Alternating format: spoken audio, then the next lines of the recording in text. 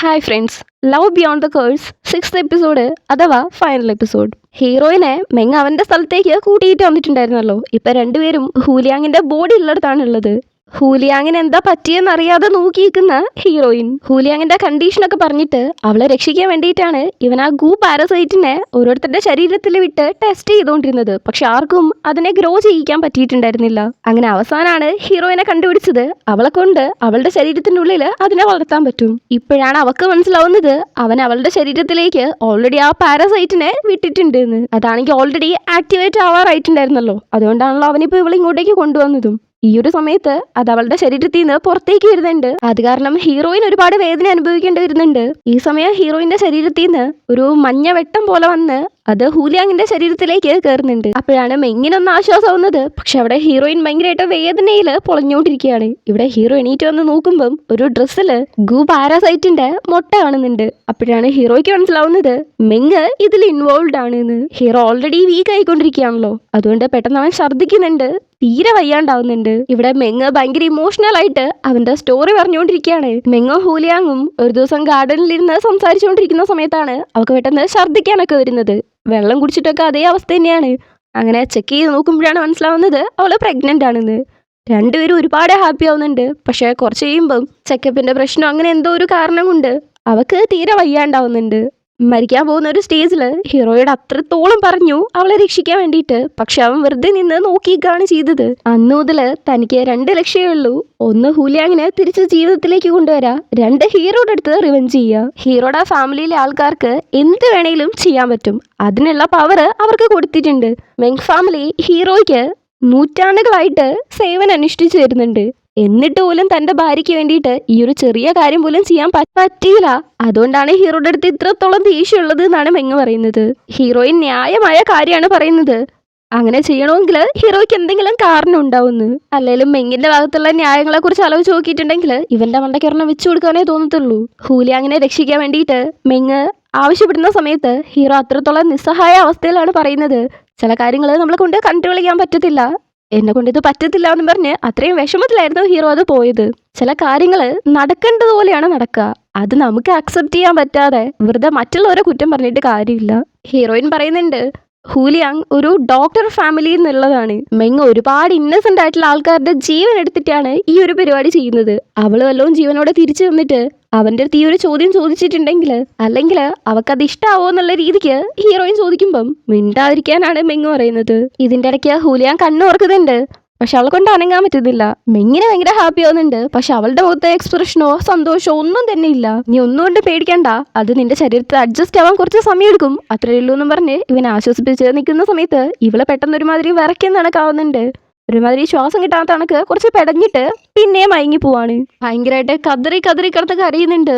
അതിൻ്റെ ഇടയ്ക്കാണ് ഹീറോയിൻ പറയുന്നത് ഈ ജീവിതവും മരണവും ഒന്നും നമ്മുടെ കയ്യിലുള്ള കാര്യമല്ല. ഇപ്പൊ പോലും ഹുലിയാൻ കണ്ണു തുറന്നത് ആ ഗൂ പാരസൈറ്റിന്റെ കൺട്രോളിൽ മാത്രമാണ് എന്നും പറഞ്ഞ് അവനെ കുറച്ച് കാര്യങ്ങൾ പറഞ്ഞ് മനസ്സിലാക്കാൻ നോക്കുമ്പം അവനാണെങ്കിൽ അവളുടെ അടുത്ത് നന്നായിട്ട് ദേഷ്യപ്പെടുന്നുണ്ട്. അല്ലേലും ഒന്ന് ആലോചിച്ച് നോക്ക്, ഇവരിങ്ങനെ വേണ്ടാത്ത കാര്യമല്ലോ ചെയ്തിട്ട് അവള് വല്ല ഈവിളോ അല്ലെങ്കിൽ പപ്പറ്റോ ആയിട്ട് വല്ലതും ആണ് എണീക്കുന്നതെങ്കിൽ എന്ത് കാര്യമുള്ളത്. അതിൻ്റെ ഇടയ്ക്കാണ് ഹീറോ അങ്ങോട്ടേക്ക് വന്നു എന്നുള്ള ന്യൂസ് കേൾക്കുന്നത്. ഹീറോയിനൊരു പ്രതീക്ഷ വരുന്നുണ്ട്. ഹീറോയിനെ കെട്ടിയിട്ട് മെങ്ങ് നല്ല ദേഷ്യത്തിൽ നിൽക്കുന്നുണ്ട്. അടുത്ത സീനിൽ ഹീറോ അങ്ങോട്ടേക്ക് വരുവാണ്. അവൻ വന്ന് നോക്കുമ്പോൾ കാണുന്നത് നിലത്ത് എഴഞ്ഞു വരുന്ന ജീവന് വേണ്ടി പോരാടുന്ന ഈ ഇങ്ങനെയാണ്. പാദ്രി അവളുടെ അടുത്ത് പോകുന്നുണ്ട്.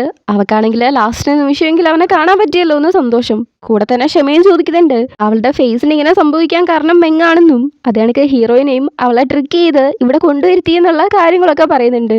ഹീറോയിൻ എവിടെയെന്ന് ചോദിക്കുമ്പം അറിയില്ല എന്ന് പറയുന്നു. അങ്ങനെ ഭയങ്കര ഇമോഷണൽ ആയിട്ട് അവൾ അവിടെ നിന്ന് മരിക്കുകയാണ്. ഹീറോ ഭയങ്കരമായിട്ട് കരയുന്ന സമയത്താണ് അങ്ങോട്ടേക്ക് മെങ്ങ് വരുന്നത്. സിനിമയ്ക്ക് വരുന്ന കണക്ക് സ്റ്റൈലായി വന്നിട്ട് നമ്മളെ കെയർ ചെയ്യുന്ന ഒരാൾ മരിക്കുമ്പോഴുള്ള ഫീൽ എങ്ങനെയുണ്ട്, കൊള്ളാവോ എന്ന് ചോദിക്കുകയാണ്. നീയാണോ ഇങ്ങനെ കൊന്നേന്ന് ചോദിക്കുമ്പം അതേന്ന് പറയുന്നു. ഹീറോയിൻ എവിടെയെന്ന് ചോദിക്കുന്നതിന് പേടിക്കണ്ട, അവൾ ഇപ്പൊ ജീവനോടെ ഉണ്ട്, പക്ഷെ എത്ര നേരം ജീവൻ ഉണ്ടാവും എന്നുള്ള കാര്യത്തിന് ഗ്യാരണ്ടി ഇല്ല, അവൾ എവിടെയെന്ന് പറയാന്ന് ഹീറോയ്ക്ക് ഇപ്പോഴാണ് മനസ്സിലാവുന്നത് ഇവൻ ഹീറോയിന്റെ മേലെ പാരസൈറ്റ് വിറ്റിട്ടുണ്ട്. അത് കണക്ക് ഒരുപാട് ഗേൾസിനെ മിസ്സിങ് ആയിട്ടുണ്ടല്ലോ, അതിനൊക്കെ കാരണം മെങ്ങാണ് എന്ന് തുടങ്ങി മെങ്ങ് കാണിച്ച കാര്യങ്ങളൊക്കെ ഇപ്പോഴാണ് മനസ്സിലാവുന്നത്. ആ ടോക്കൺ കിട്ടിയപ്പോൾ തന്നെ ഞാൻ നിന്നെ സംശയിക്കണമായിരുന്നു എന്ന് ഹീറോ റിഗ്രറ്റ് അടിക്കുമ്പം അതെ തീർച്ചയായിട്ടും നീ എന്നെ വല്ലാണ്ട് അങ്ങ് വിശ്വസിച്ചു എന്ന് മെങ്ങ്. ഹീറോയിൻ എവിടെയെന്ന് കുറെ ചോദിക്കുന്നുണ്ട്. അവസാനം അവന്റെ കഴുത്തി പിടിക്കുമ്പം നീ ഇപ്പൊ എന്നെ പോലെ സാധാരണ ഒരു മനുഷ്യനാണെന്ന് എനിക്ക് നന്നായിട്ട് അറിയാന്ന് പറഞ്ഞ് ഹീറോയ്ക്ക് ഒരു ഷൗട്ട് കൊടുക്കുന്നുണ്ട്. ആ ഒരു ചെറിയ ആഘാതം പോലും ഹീറോയ്ക്ക് നന്നായിട്ട് ഏൽക്കുന്നുണ്ട്. ഓൾറെഡി വീക്ക് ആയിരുന്നല്ലോ. പിന്നെ ഹീറോയിൻ എവിടെയെന്ന് ചോദിക്കുന്നു. അവൻ പറയുന്ന എന്ത് വേണേലും ചെയ്യാന്ന് പറയുന്നുണ്ട്. അതാ അതിലെ പൊക്കോളാനും പറഞ്ഞ് ഹീറോയിനുള്ള സ്ഥലത്തേക്ക് വഴി കാണിച്ചു കൊടുക്കുന്നുണ്ട്. ഹീറോ തട്ട് തടിമാറി അത്രയും വയ്യാത്ത കണക്കാണ് പോകുന്നത്. നോക്കുമ്പോ അവളെ കുരിശ് പോലെ ഒരു തടിയില് ചങ്ങല വെച്ച് ബന്ധിച്ച് വെച്ചേക്കുവാണ്. ഹീറോയെ കണ്ടതോള് പറയുന്നത് എന്തിനാ ഇങ്ങോട്ടേക്ക് വന്നത്, പെട്ടെന്ന് പോവാൻ നോക്ക്, ഇല്ലെങ്കിൽ മെങ് എന്തെങ്കിലും ചെയ്യുന്നതാണ്. മെങ് ഇങ്ങനെ കൊന്നതൊക്കെ പറയുന്നുണ്ട്. ഹീറോയ്ക്കാണെങ്കിൽ പ്രശ്നം അവളുടെ ദേഹത്ത് ആ ഒരു ഗൂ പാരസൈറ്റ് ഉണ്ടോ എന്നുള്ളതാണ്. അതിന്റെ ശരീരത്തിൽ നിന്ന് പുറത്തുപോയി. പക്ഷെ ഹൂലിയാങ് എണീറ്റില്ല എന്ന് പറയുന്നതിന്റെ കൂടെ തന്നെ അവന്റെ അടുത്ത് റിപ്പീറ്റ് ആയിട്ട് പറയുന്നത് പെട്ടെന്ന് തന്നെ ഇവിടുന്ന് പോവാൻ വേണ്ടിയിട്ടാണ്. പക്ഷെ അവളെ അങ്ങനെ വിട്ടിട്ട് അവന് പോകാൻ പറ്റത്തില്ലല്ലോ. ആ ചങ്ങല അഴിക്കാൻ വേണ്ടിയിട്ട് പവർ യൂസ് ചെയ്ത് നോക്കുന്നുണ്ട്. ഒന്നാമത് വയ്യ, അതിൻ്റെ ഇടയ്ക്ക് പവറും കൂടെ യൂസ് ചെയ്തേ കൊണ്ട് ബ്ലഡ് ഛർദ്ദിക്കുന്നുണ്ട്. അത് കാണുമ്പോൾ അവൾക്ക് ഭയങ്കര ടെൻഷൻ. അപ്പോഴാണ് അങ്ങോട്ടേക്ക് മെങ്ങ് വരുന്നത്. പണ്ടൊക്കെ ഒരു ചങ്ങല അഴിക്കുക എന്നുള്ളത് നിനക്ക് ജുജുബി മാറ്റാണ്, പക്ഷെ ഇപ്പൊ നോക്ക് എന്തൊരു കഷ്ടമാണല്ലേ എന്നും പറഞ്ഞ് ഒരുമാതിരി ആക്കുന്നുണ്ട്. നീ ഇതെന്തു ഈ പറയുന്നേന്ന് ഹീറോയിൻ ചോദിക്കുമ്പം നിനക്കിതറിയില്ലായിരിക്കും, അവനുണ്ടല്ലോ എന്ന് പറഞ്ഞ് തുടങ്ങുമ്പോഴേക്കും നിർത്തുന്ന ഹീറോ. പെട്ടെന്നാണ് ആകാശമൊക്കെ ഒരുമാതിരി ഇരുണ്ട് വരുന്നത്. ഹീറോ മരിക്കാൻ പോവാണല്ലോ എന്ന് മെങ്ങ് പറയുമ്പം ഹീറോയിനൊന്നും മനസ്സിലാവുന്നില്ല. ഇവൻ ഡോക്ടറിനെ കുറിച്ച് പറയുമ്പം അതിനെന്താ പ്രശ്നമൊന്നും മനസ്സിലാവുന്നില്ല. നിനക്കറിയാത്ത സ്ഥിതിക്ക് ഞാൻ പറയാന്ന് മെങ്ങ് ഒരുമാതിരി ആക്കിക്കൊണ്ടും പ്ലസ് വില്ലത്തരത്തിലും പറയുന്നുണ്ട്. ഹീറോയ്ക്ക് അതിൽ കൂടുതൽ സഹിക്കാൻ പറ്റാണ്ട് അവനവന്ന് അടിക്കാൻ നോക്കുന്നുണ്ട്. പക്ഷേ മെങ്ങ് അവന്റെ കയ്യിലുള്ള വാള് വെച്ച് ഹീറോയെ 2 പ്രാവശ്യം വെട്ടുവാണ്. നിലത്ത് വന്ന് വീണ് ഭയങ്കരമായിട്ട് ചോറ് തുപ്പുന്നുണ്ട്. ഹീറോയിനെ കൊണ്ടാണെങ്കിൽ സഹിക്കാൻ പറ്റുന്നില്ല. ഇതിന്റെ ഇടയ്ക്ക് മെങ്ങാണെങ്കിൽ വായടച്ച് വെക്കാണ്ട് നിന്നെ കൊണ്ട് ഇപ്പൊ ഒന്നും ചെയ്യാൻ പറ്റത്തില്ല, നീ യൂസ്ലെസ് ആണ്. അതിന്റെ ഇടയ്ക്ക് ഹീറോയിൻ പിന്നെ ആ ഡോക്ടറിന്റെ കാര്യം ചോദിക്കുമ്പം മെങ്ങുള്ള കാര്യങ്ങളൊക്കെ പറഞ്ഞു കൊടുക്കുന്നുണ്ട്. അവൻ എത്രത്തോളം ഡീപ്പായിട്ട് ഒരാളെ ഇഷ്ടപ്പെടുന്നോ അത്രത്തോളം നന്നായിട്ട് ഡോക്ടറൻ ബ്ലൂം ചെയ്യുന്നുള്ള കാര്യം കണ്ടോ, അവൻ നിന്നെ എത്ര സ്നേഹിക്കുന്നുണ്ട് എന്ന്. അതുകൊണ്ടാണ് അവൻ ഇത്രയും വീക്കായിട്ടുള്ളത് എന്ന് ലാസ്റ്റ് ഒരു കളിയാക്കലും. അത് അവളെ കൊണ്ട് സഹിക്കാൻ പറ്റുന്നില്ല. ഒരിക്കല് അവന്റെ കൂടെ എപ്പോഴും ഉണ്ടാവണം നമ്മൾ പറഞ്ഞ സമയത്ത് ഹീറോ പറഞ്ഞത് അവൾ അവന് ജസ്റ്റ് ഒരു പൂ വളർത്തുന്ന ഒരാൾ മാത്രമാണ്, അവളുടെ അടുത്ത് ഒന്നും തന്നെ ഇല്ല, അവൾ തനിക്ക് ആരും അല്ല എന്നാണ്. പക്ഷെ ആ പൂവ് എപ്പോൾ മുതൽ പൂത്ത് തുടങ്ങി, എത്രത്തോളം പൂത്ത് നിൽക്കുന്നു എന്നടക്കം, ഇപ്പൊ ഹീറോ വീക്ക് ആയിരിക്കുന്നതടക്കം അവൾ അവളുടെ കണ്ണുകൊണ്ട് തന്നെ കാണുവാണല്ലോ. എന്തിനാ ഇങ്ങനെ ചെയ്തത്, ഇങ്ങനെയായിരുന്നു എന്ന് നീ എൻ്റെ അടുത്ത് മുന്നേ പറഞ്ഞിരുന്നെങ്കിൽ ഞാൻ നിന്റെ അടുത്ത് അടുക്കത്തേ ഇല്ലായിരുന്നല്ലോ എന്ന് അവളും വിഷമിച്ച് പറയുന്നുണ്ട്. ഹീറോ എങ്ങനെയൊക്കെയോ കഷ്ടപ്പെട്ട് എണീറ്റ് വന്ന് അവളുടെ അടുത്ത് സോറി ചോദിക്കുന്നുണ്ട്. അത് അവന്റെ വിധിയാണ്, അതിൽ നിന്ന് അവന് എസ്കേപ്പ് ചെയ്യാൻ പറ്റത്തില്ല. പക്ഷേ അവളെ ഒറ്റയ്ക്ക് വിട്ടിട്ട് പോകുന്നതിനാ വിഷമം എന്ന് പറഞ്ഞ് ക്ഷമ ചോദിച്ച് അത്രയും വയ്യാണ്ട് കിസ് ചെയ്യുന്നുണ്ട്. ഒരു കാര്യം പറയാൻ വിട്ടുപോയിട്ടുണ്ടായിരുന്നു. മെങ്ങും ഹീറോയും നേരത്തെ സംസാരിച്ചായിരുന്നല്ലോ. ആ സമയത്ത് ഇത്രയും കാലം എൻ്റെ ഫാമിലി നിങ്ങളെ സെർവ് ചെയ്തിട്ടും എൻ്റെ ഭാര്യനെ ഒന്ന് രക്ഷിക്കാൻ പോലും നിങ്ങൾ ശ്രമിച്ചില്ലല്ലോ എന്നുള്ള ചോദ്യത്തിന് ഹീറോ ആൻസർ കൊടുത്തിട്ടുണ്ടായിരുന്നു. അൺകോൺഷ്യസ് ആയിട്ടുള്ള ഒരാളെ അവരുടെ ക്ലാനിന് തിരിച്ചു കൊണ്ടുവരാൻ പറ്റത്തില്ല, അതിന് മാത്രമുള്ള പവർ അവനില്ല. അഥവാ കൊണ്ടുവന്നാൽ പോലും ഒരു ജീവശവമായിട്ടിരിക്കുന്ന ഒരു ജസ്റ്റ് അനങ്ങുന്ന ഒരു വ്യക്തിനെ മാത്രമേ കിട്ടത്തുള്ളൂ. ഹൂലി അങ്ങനെ ആ ഒരു അവസ്ഥയിൽ കാണാനാണോ നീ ആഗ്രഹിക്കുന്നതെന്ന് ചോദിക്കുന്നതിന് അപ്പോഴും അവളുടെ അടുത്തൊരു അനക്കുമെങ്കിലും ഉണ്ടാവുമല്ലോ, അങ്ങനെയാണെങ്കിൽ എനിക്ക് അവളെ മതിയായിരുന്നു എന്നാണ് മെങ്ങ് പറയുന്നത്. അത് കംപ്ലീറ്റ്ലി സെൽഫിഷ് ആയിട്ടുള്ള ഒരു കാര്യമാണെന്ന് അവൻ ഓർക്കുന്നില്ല. ഇപ്പൊ ഹീറോയോട് പറയുന്നത് അങ്ങനെ ഇവരൊരു ട്രാജിക് ആയിട്ടുള്ള ലവേഴ്സായിട്ട് അവസാനിക്കാൻ താൻ താല്പര്യപ്പെടുന്നില്ലെന്നും ഹീറോ മരിച്ചതിന് ശേഷവും ഹീറോയിൻ ജീവിക്കണം എന്നുമാണ്. ഹീറോ ഇല്ല എന്നുള്ള വേദന എന്നും മനസ്സിലാക്കി അത് ആ ഒരു പെയിൻ അനുഭവിച്ച് അവൾ ജീവിക്കണം എന്ന് പറഞ്ഞുകൊണ്ടിരിക്കുന്ന സമയത്ത് ഹീറോയിനോട് താൻ മരിച്ചാലും ജീവിക്കണം എന്ന് പറയുന്നുണ്ട്. എന്നിട്ട് മെങ്ങിന്റെ നേർക്ക് നല്ല ദേഷ്യത്തിൽ പോകുന്നു. മെങ് ഓൾറെഡി വാളും പിടിച്ച് നിൽക്കാണ്. ആ ഒരു വാള് അവന്റെ നെഞ്ചിലേക്ക് അവൻ തന്നെ കുത്തിയിറക്കുന്നുണ്ട്.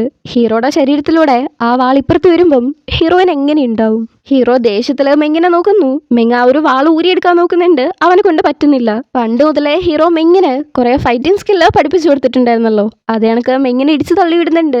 എന്നിട്ട് ആ ഒരു വാളെടുത്ത് മെങ്ങിന്റെ മേത്തും കുത്തിക്കയറ്റുന്നുണ്ട്. മെങ് അവിടെ നിന്ന് മരിക്കുന്നു. ഹീറോയിൻ അവിടെ അലറിക്കൊണ്ടിരിക്കുകയാണ്. ഹീറോ അങ്ങനെ അവളെ ഒന്ന് നോക്കി ചെറുതായിട്ടൊന്ന് ചിരിച്ച് അവന്റെ ഫുൾ പവർ ഉപയോഗിച്ച് അവളെ എങ്ങനെയൊക്കെയോ ആ ചങ്ങലേന്ന് അഴിച്ചു വിടുന്നുണ്ട്. പിന്നെ കുറച്ചു നേരം ഭയങ്കര ഇമോഷണൽ ആയിട്ടുള്ള ഒരു സീന്. ഹീറോ അവളുടെ അടുത്ത് സോറി ചോദിക്കുന്നുണ്ട്. കൂടെ തന്നെ അവനെ മറക്കണമെന്നും പറയുന്നു. ഈ ഒരു കാര്യത്തിന് പ്രത്യേകിച്ചൊന്നും ചെയ്യാൻ പറ്റത്തില്ല എന്നുള്ള കാര്യവും. ഹീറോ മരിക്കുന്നു. ഹീറോയുടെ ഫ്ലവർ നന്നായിട്ട് തന്നെ ബ്ലൂം ചെയ്യുന്നുണ്ട്. ഹീറോയുടെ പവർഫുൾ അതിലേക്ക് പോകുന്നതായിട്ട് കാണിക്കുന്നുണ്ട്. ഹീറോയുടെ ബോഡിക്ക് മുന്നിൽ നിന്നിട്ട് അനിയനും ഹീറോയിനും വിഷമിച്ചിരിക്കുകയാണ്. അപ്പോഴാണ് ഹീറോയിൻ ചോദിക്കുന്നത് ഹീറോയെ എഴുന്നേൽപ്പിക്കാൻ എന്തെങ്കിലും വഴിയുണ്ടോന്ന്. യാങ് ക്ലാനിലെ ആൾക്കാർക്ക് അവർക്ക് വേണ്ടി മാത്രം തുടിക്കുന്ന ഒരു ഹൃദയം ഉണ്ടെങ്കിൽ അവരെ സാധാരണ ഒരു മനുഷ്യനാക്കാൻ പറ്റുന്നുള്ളത് കേട്ടറിവുണ്ട്. പക്ഷെ എത്രത്തോളം സത്യമാണെന്നൊന്നും അറിയത്തില്ല എന്ന് അനിയൻ. അങ്ങനെ പറഞ്ഞ എന്താണെന്ന് ചോദിക്കുന്നുണ്ട്. അത് അവനും അറിയത്തില്ല, കാരണം ഇത്രയും കാലമായിട്ട് ഒരാളും അതിൽ സക്സസ് ആയിട്ടില്ല. ഹീറോ ഇല്ലാതെ താൻ എന്തിനാ ഇനി ഇവിടെ നിൽക്കുന്നേന്നുള്ള രീതിക്ക് അനിയൻ പറയുമ്പം നീയും നോക്ടേൺ നടാൻ പോവാണോ എന്ന് ഹീറോയിൻ ചോദിക്കുന്നുണ്ട്. അതിന് റിപ്ലൈ കൊടുക്കാതെ ഹീറോയെ നന്നായിട്ട് നോക്കിക്കൊള്ളാൻ പറഞ്ഞ് കരഞ്ഞുകൊണ്ടാണ് അനിയൻ അവിടുന്ന് പോകുന്നത്. ഹീറോയെ രക്ഷിക്കാൻ വേണ്ടിയിട്ട് എന്തെങ്കിലും ഒരു വഴിയുണ്ടോ എന്ന് നോക്കാൻ പോവാണെന്നും അത് തന്റെ ജീവിതകാലം മൊത്തം ട്രൈ ചെയ്യണമെങ്കിൽ അങ്ങനെയും താൻ ചെയ്യാൻ തയ്യാറാണെന്ന് പറഞ്ഞ് ഹീറോയിൻ അവിടെ ഹീറോയുടെ അടുത്ത് വിഷമിച്ചിരിക്കുന്നുണ്ട്. ഹീറോയിൻ അവന്റെ നോക്ടേൺ ഫ്ലവറിന്റെ അടുത്ത് പോയിരുന്ന് ഒരുപാട് ബുക്ക് വായിച്ചു നോക്കുന്നുണ്ട്. ഒരുപാടെന്ന് പറഞ്ഞാൽ ഒരുപാട് വായിച്ച് അവള് തളർന്ന് ഉറങ്ങി വരെ പോകുന്നുണ്ട്. ഹീറോയെ കണ്ടത് മുതല് അത്രത്തോളം മെമ്മറീസ് ഉണ്ടല്ലോ, എല്ലാം ആലോചിച്ച് നോക്കുന്നുണ്ട്. അവന്റെ അടുത്ത് പോയിരുന്ന് കരയുന്നുണ്ട്. എങ്ങനെയും ഹീറോയിനെ രക്ഷിക്കണമെന്നുള്ള ഒരു മൈൻഡിലാണ് അവളുള്ളത്. ഹീറോയുടെ ഒരു വോയിസ് ഓവർ കേൾക്കാം. അവൻ കാലങ്ങളായിട്ട് ജീവിച്ചു വരുന്നുണ്ട്. അത്രത്തോളം ബോറിംഗ് ആയിട്ടായിരുന്നു അവൻ വിചാരിച്ചിരുന്നത്. അതാണ് അവന്റെ പണിഷ്മെന്റ് എന്ന് പോലുമാണ്. പക്ഷെ അത്രയും കാലം ശരിക്കും ഹീറോ അവക്ക് വേണ്ടി വെയിറ്റ് ചെയ്യായിരുന്നു. അത് അവസാനം വർത്താവുകയാണ് ചെയ്തത്. പക്ഷേ അവൻ അവളുടെ കൂടെ ഇരിക്കാൻ പറ്റിയില്ല എന്ന് മാത്രം. അവളുടെ കൂടെ ഉണ്ടായിരുന്ന ഓരോ നിമിഷവും അത്രത്തോളം ഹാപ്പി ആയിരുന്നു. അവളുടെ അടുത്ത് തന്നെ ഒരുപാട് മിസ് ചെയ്യരുതെന്നും പക്ഷേ അവനൊരുപാട് മിസ് ചെയ്യുന്നു എന്നുള്ള ഒരു വോയിസ് ഓവർ. ഹീറോയിൻ വിഷമിച്ച് ഹീറോയുടെ നോക്ടേൺ ഫ്ലവറിന്റെ അടുത്ത് തന്നെ ഇരുന്ന് ഉറങ്ങി പോകുന്ന സമയത്ത് അങ്ങോട്ടേക്ക് ഗോഡ് വരുന്നുണ്ട്. ഇതൊന്നും നന്നാവാൻ പോകുന്നില്ല എന്നുള്ള രീതിക്ക് ചെറുതായിട്ടൊന്ന് തലയാട്ടിയിട്ട് ഒരു ബുക്ക് എടുത്ത് അവളുടെ മേത്ത് വെച്ചു കൊടുത്തിട്ടാണ് ഗോഡ് അവിടുന്ന് പോകുന്നത്. അവൾ എണീറ്റ് നോക്കുമ്പം അവളുടെ അടുത്തൊരു ബുക്ക്. അതില് ഹീറോയെ രക്ഷിക്കാനുള്ള വഴിയുണ്ട്, ഒരേ ഹൃദയം ഷെയർ ചെയ്യാന്നുള്ളതാണ്.